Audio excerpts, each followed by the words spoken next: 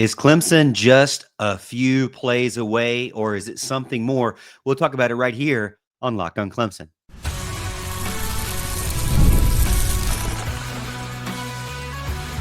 You are Locked on Clemson, your daily podcast on the Clemson Tigers. Part of the Locked on Podcast Network, your team every day. What's up, Tiger fans? Morgan Thomas here, Clemson fan, Clemson grad, host and producer of Locked on Clemson, part-time host and producer over on 105.5 FM The Roar. Thank you so much for making Locked on Clemson your first listen of the day. We're part of the Locked on Podcast Network, your team every day. And to my everydayers out there, I give you a big salute. Thank you so much for tuning back in. You know how we do it here on Locked On, exclusive Clemson content Monday through Friday, every single week. And if you're new to the show, welcome in. We're glad to have you. 75% of viewers are not yet subscribed to the channel or the podcast. So make sure you get in there so you do not miss another episode. Again, exclusive Clemson content right here for you. We got a lot to go through talking about that game against Georgia Tech. And then Dabo Swinney recently came out today and did a press conference to answer more questions. I'll give you some of my thoughts from that today. But the episode is brought to you by GameTime. Download the GameTime app, create an account, use code LOCKEDONCollege for $20 off your first purchase. Dabo does like to mention that Clemson is one play away, or a few plays here or there, or a few little minor tweaks here or there that would indicate that could change the tides of a specific game, of these games this season, and to basically turn this team into 3-0. He said on the Georgia Tech loss that, quote, they were 8 one-play moments away that could have changed the game entirely. And to be honest with you, when you think about it and you go back and look at it, there definitely were a few one-play moments where you were like, I wish that Clemson could have had that back. I wish that the player would have made that play. You know, I wish that the kicker would have made the field goal. I wish that, they wouldn't have called that slant play on the goal line. I wish that Ashton Hampton hadn't have been peeking in the backfield and gave up a huge play to the wide receiver. There's a few different scenarios and a few different players and situations and groups that you kind of walk away thinking, man, if this guy would have done that and this guy would have done that, just little things here or there, then a lot of things could have changed. It was just a field goal game, by the way. And I told you 3.5 points was scary. And just being a field goal game, obviously, is what it came down to. Was a last-minute heartbreaker, 55-yarder, by the way.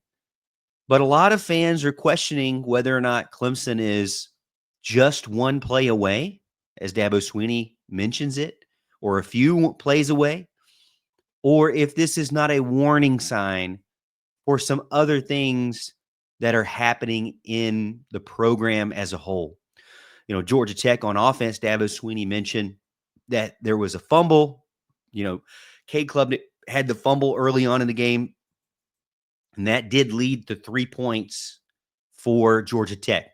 So when you look at the stat sheet, it just says 3 points off of turnovers for Georgia Tech, which is technically true. But that red zone interception that took away points, they didn't end up scoring actually after that. Georgia Tech didn't. But that play, they were moving the ball down the field. They were extremely confident coming out of halftime, and then that happened. Now they were able to, I think, score with a big giant pass to Bryant Wesco a couple of 2 drives later. But still, it goes back to having that ability to put teams away. And, I want to walk back the idea that Georgia Tech is an average team. They're not an average team. I would not expect them to be a big-time playoff contender, per se. They could be an ACC dark horse, maybe. But they're not a complete team, in my opinion. They still have flaws on their end. They still struggle to score against Clemson. They still kind of one-dimensional with running the ball. So they're not like this team that would just dominate a bunch of teams or really, in my opinion, dominate in the playoffs. but they're definitely a team that can make it to the ACC championship game. So saying that they were average in my last show, maybe not as fair to the Georgia Tech fans out there. But Clemson had many opportunities to win the game. They just couldn't put the game away. They just couldn't find a way to get that win. They got a lead, but yet again, they started out from behind. Clemson's defense gave up 21 points. And I agree with Dabo in the sense that 21 points should have won a lot of games in the past. They should have won a lot of games many years. So the defense did what they needed to do to keep the team close, keep the game close, keep the scoring under wraps. But there's something going on that is causing a bigger problem for this team, that they're repeatedly having these little things happen. And maybe it's fixable things. Maybe it's just 8 plays, and maybe it's just bad luck, and maybe it's just execution that needs to be cleaned up. Can it be cleaned up?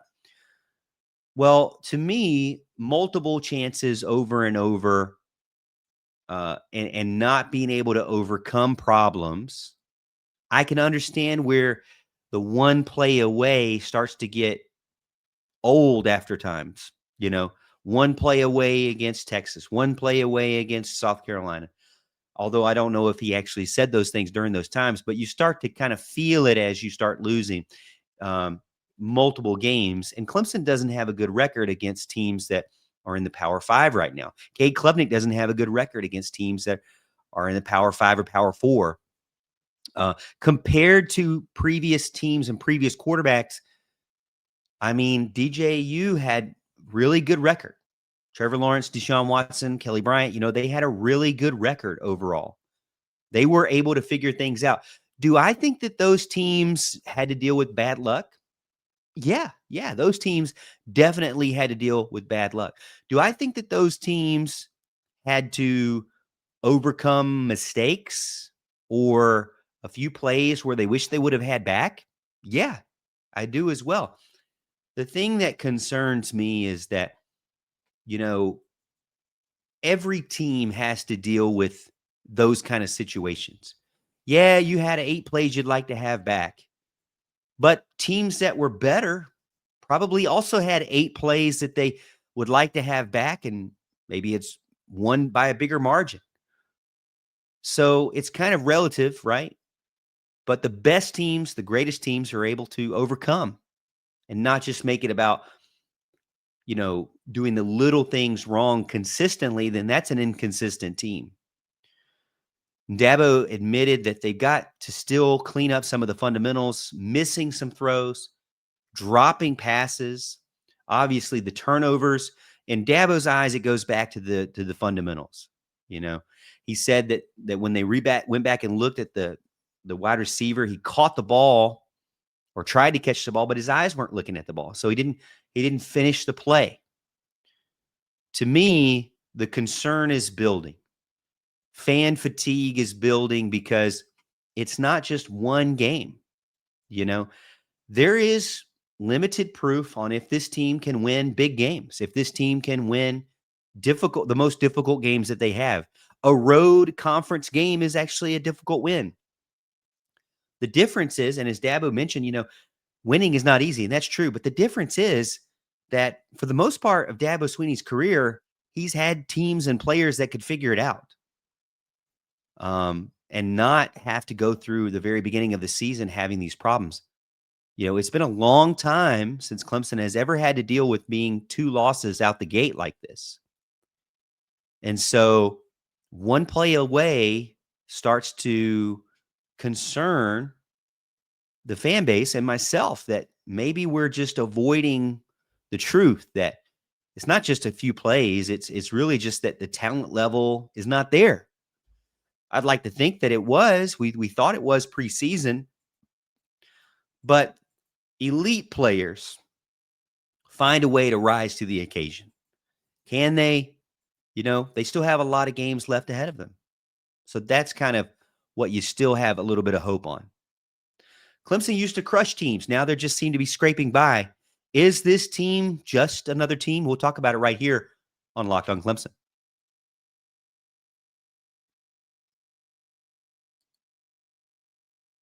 This episode is brought to you by Prize Picks, the daily fantasy app where making the right call can actually pay off. And you make decisions every day. But on Prize Picks, being right means cashing in. With football back, Prize Picks is the simplest and fastest way to get in on the action. Just pick more or less on 2 to 6 player projections, and you could turn your takes into real prizes, all in under a minute. I've been playing Prize Picks for a while now, and it's easily become one of my favorite ways to follow the season, whether I'm cashing in on something with Clemson, flipping the channels on Sunday, trying to figure out what I can do on the NFL side of things with more or less for certain players in certain games, Monday Night Football. Here's the kicker, though. Even if one of your picks misses, you're not out. There's something called the flex play. It's an option that lets you double your money, and that kind of flexibility keeps it fun, even when the game flips the script on you. So download the Prize Picks app today and use code LOCKEDONCollege to get $50 in lineups after you play your first $5 lineup. That's code LOCKEDONCollege for $50 in lineups after your first $5 play. Prize Picks, it's good to be right.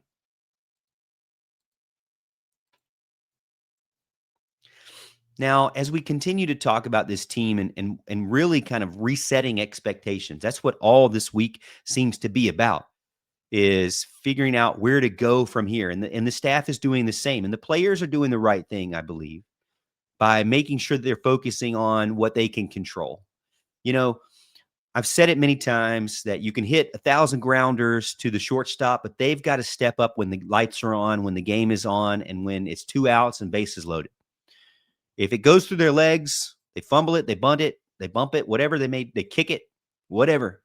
They just can't get the play done. Then, I don't necessarily beat up the coaching staff on that, because the team has to figure out a way.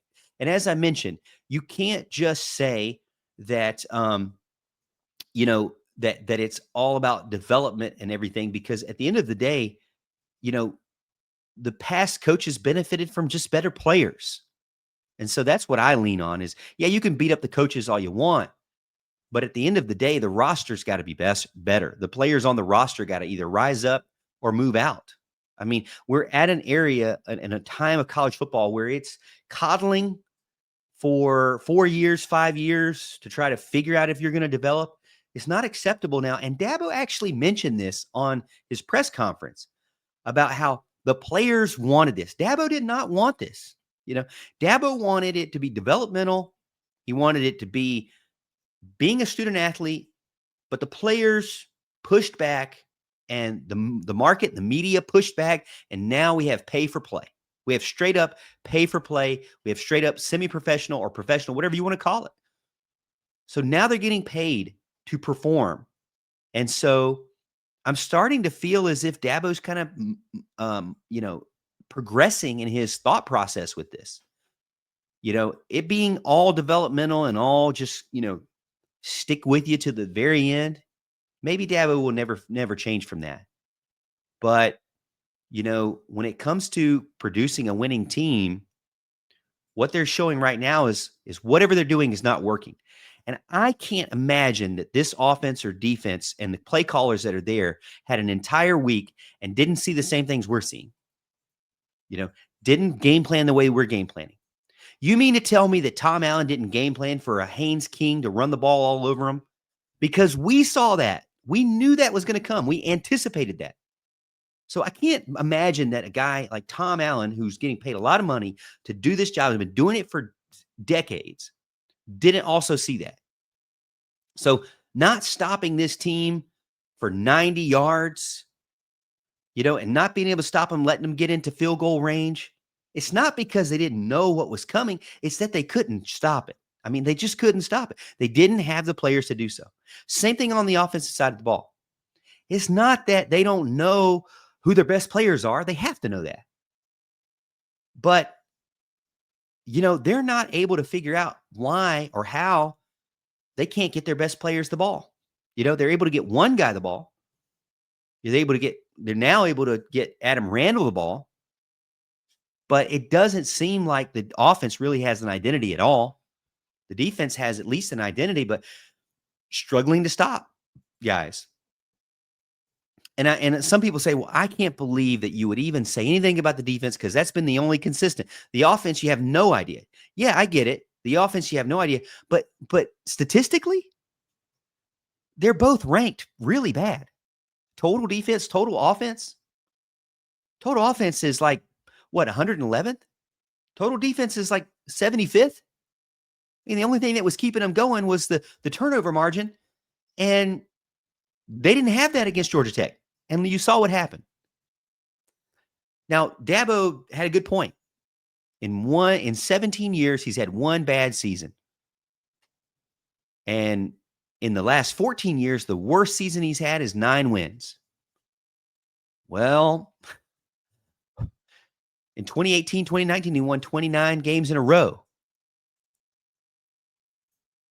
Dabo Swinney has faced adversity, that's for sure. But to me, this is possibly the worst performing team that we've seen under Dabo Swinney. Even when Dabo was struggling, help was on the way. You don't even feel like there's help is on the way right now because the team was supposed to be built with that help. You know, when Dabo was struggling, it was like, okay, we got some 5 stars coming. That's what's the help is going to be there. And then when they showed up, man, that it was like the offense had no problems, no concerns. I mean, they still did, but the offense had an identity. I mean, we know that. Right now, you know, we know that the identity is to be a heavy running team, but sometimes we don't know if they know that. I mean, they get all the way to the red zone and throw a quick slant to a guy, TJ Moore, who has unfortunately just hasn't been able to get as open or been able to win those one-on-ones. So what did you expect? You put him in a one-on-one situation in the red zone in a close quarter situation, and it was a hard slant. Also, we know Cade Klubnik's going to stare down receivers. He's not going to help out much at all. So that's the play you pick when your strength is not that. You know, Dabo also said they're 1 quarter into the season and they don't have any room for error. And that is true. You know, that's the thing that worries me the most is people that say, well, we've got so much more left to play for. And that is true. That's definitely true. There's no lie on that. But the problem is you have 9 games left and 4 of those 9 games are going to be away games. So you've now made it to the point where you cannot screw up and you don't have just 2 games left. You can't screw up and you have 75% of your schedule left. You know, I mean, if you wanted to make it hard on yourself, you did. Good job. You made it hard on yourself. You know, if you wanted to show everybody that you could completely rebound and be one of the most elite teams in the country, well, you gave yourself a very big mountain to climb now. You know, this team has got to battle. Every game is a battle. That's for sure. Every game has got to be playing full 4 quarters, not just figuring it out. I mean, the scripted plays have to work better than they've been working. I mean, who starts out in a game every single game and it's the scripted plays that are the worst? They've got to figure that out. I mean, those are the ones that are supposed to work. Those are the ones that you've been practicing with and scheming for. It doesn't make any sense. They've got to figure it out. And the concern that I also have is that you have so many little problems. Yeah, there's a lot of little things that you want to be fixed that could be fixed, that are actually fixable. But the problem is you have a little bit here in the cornerback, a little bit here in the safety, a little bit here in the nickel, a little bit here in the tiger, a little bit here in the linebacker, a little bit here in the defensive line, a little bit here in the offensive line, a little bit here in the running back, a little bit with the quarterback, a little bit with the wide receivers. Guess what? Oh, but don't let me forget, you missed a field goal, so a little bit with the field goals. Now you've got a little bit everywhere. So you've got puncture wounds everywhere. You got little bitty holes in your game plan everywhere. A team cannot possibly fix every single thing. A team and a coaching staff has to pick something that they're good at. and work on that. The reason why Georgia Tech looks like so much better of a team is because they've developed their team around their strengths and what their quarterback can do, and they don't do stuff their quarterback can't do. So Clemson's got to find that, refine what their strengths are, and stick to those things, even if it's the basics, even if it's, very, very basic. They've got to stick to what they actually can do. There has to be plays out there where you're like, hey, you know what? That's my bread and butter play. What's Clemson's bread and butter play right now? I don't know. It's hard to say. Clemson has, been kind of figuring out things the beginning of this season. At first, it was the defense was strong. Now the offense needs to figure it out. After Georgia Tech, it's a little bit of, hey, the defense couldn't hold when they needed them the most. So what is it? Is it the offense? Is it the defense? Is it both? Where is the biggest concern right now for you? We'll talk about it here on Locked On Clemson.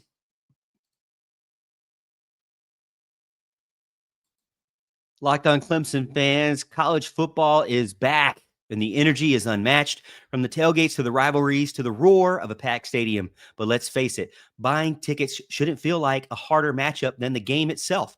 Between long queues, hidden fees, and prices that spike at checkout, it can be frustrating. That's where GameTime comes in. It's the app built to give fans the upper hand. Last-minute tickets, lowest prices, and no hidden fees. What you see is exactly what you pay. GameTime shows you the exact seat view before you buy, and I love their zone deals. You get to pick the section you want. It actually highlights where they're getting the biggest deals at that current time, so you get to pick the best available seat in the best available zone where you get the biggest discount. Whether you're trying to get in cheap or just trying to score tickets last minute, GameTime makes it fast and stress-free for you. So take the guesswork out of buying college football tickets with GameTime. Download the GameTime app, create an account, and use code LOCKEDONCollege for $20 off your first purchase. Terms apply. Again, that's promo code LOCKEDONCOLLEGE for $20 off. Promo code Locked On College for $20 off. Swipe, tap, ticket, go. Download the GameTime app today.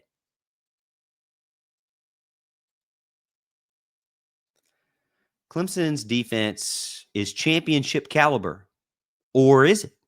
We thought that it may be, and I had some people in my chat say, hey, Morgan, there's some concerns here. It's a little bit bend, don't break. The reason why I think Clemson's defense is stronger is because they are still keeping the score within reach. I think it's perfectly reasonable if you're still 17 points, 14 points, or 21 points by the fourth quarter, that your offense should be able to keep up with that and even be able to exceed that.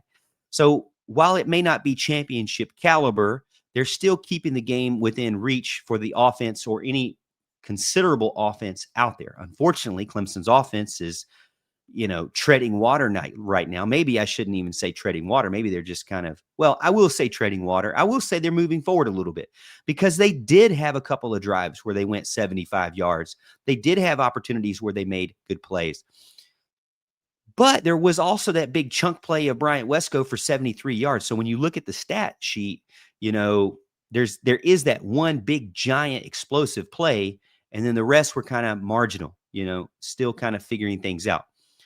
Clemson, though, has got to get out of their own way. Fumbling early didn't hurt them too bad, but 3 points to 3 points, and they lost by 3 points. The interception didn't really hurt them immediately, but it took points away from them. They had this momentum, and then it was sucked dry, I guess. So Cade and the offense, Garrett Riley, have got to do better with sticking to what they're good at. I put this thing up there with Marshawn Lynch. I know that Adam Randall is not Marshawn Lynch, but to be honest with you, they need to use Adam Randall as if he is a successful running back, because he is. The biggest concern I have for the running back situation is that he did need to be substituted a lot in the game. So he can't handle the 20 carries like they're trying to give him. They have to rotate. There needs to be opportunities for Gideon Davidson. There needs to be opportunities for David Ezeomume. Those guys aren't really getting any opportunities. We saw a lot of successful things from them in the spring. David Ezeomume had a great spring. We don't see him. Tristan Smith had a great spring. We don't see him. I mean, if you're going to get these guys and not use them, why do you have them on the team? Just for injury, safety valve? That doesn't seem very fair. If they're not able to compete or even contribute, then that kind of goes back to the transfer portal argument of why aren't you getting better players? If the guys that you trust from the high school ranks are still not developing or not even able to be used, I mean, other teams out there are using their freshmen. Other teams out there are using their sophomores. So if you're not able to trust them, again, how many years are you going to keep these guys around and not use them? Especially with Tristan Smith, we don't even know if he's going to get an extra year. So why are you not using them? Doesn't make a lot of sense to me. The offense, to me, still is the biggest question mark. We talked about total offense, total defense. The defense, I think 75th. The offense, I think 111th. I mean, if you ask anybody out there, it's really not the defense's concern for being down to, 1 win and 2 losses.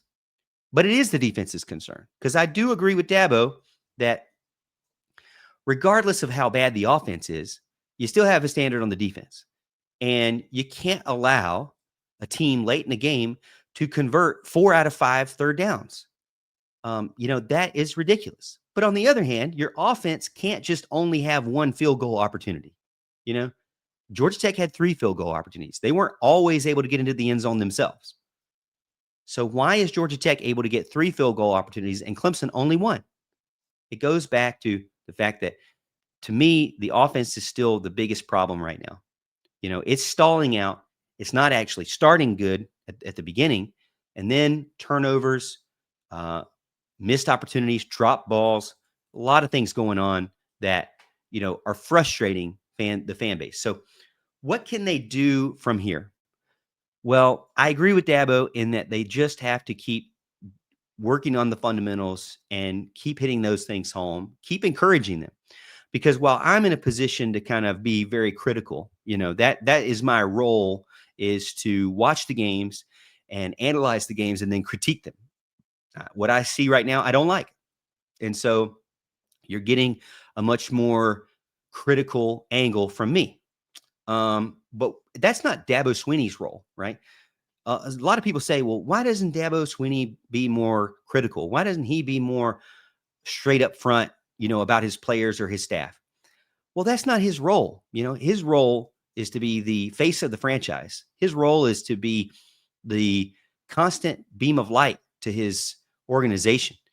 And he's also a Christian, as he mentioned in the press conference. Winning football games is not the most important thing to him. And that could go a long way with the same thing that we've been seeing with political arguments, winning political arguments, not really what brings you joy or should bring you joy. And so there's happiness and there's joy. And Dabo mentioned he's not happy, and he shouldn't be, because this offense and the defense is not performing to what Dabo has even seen. They've actually gotten worse, and they're playing, and struggling to figure out things. So the good thing is that you have plenty of games left. The bad thing is that I do foresee another loss. I mean, the odds are against them at this point. So they have to figure it out quickly. Can they do so back home? Well, another good thing is that they get this game against Syracuse. If they survive Syracuse, which they are a heavy favorite right now, but if they survive Syracuse, then they can have a bye week to kind of reset, get healthy, and have a little bit more time to practice and kind of figure out things. So there is still time. The max that this team can do is 10 wins in the regular season. Kind of been spoiled by having 10 wins year after year. I don't think that they're going to get 10 wins. They'd have to be perfect. They'd have to play and execute perfect. We have no proof that that's going to happen. Can they get 9 wins? That would be an extreme success for me. 10 wins would be the extreme success, I guess. 9 wins would be a very big success.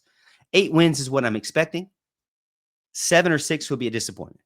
6 would be a failure for sure. 7, I believe, would also be a failure. Will that happen? We'll have to let the games be played. They still have 9 games to go, so it's still out there.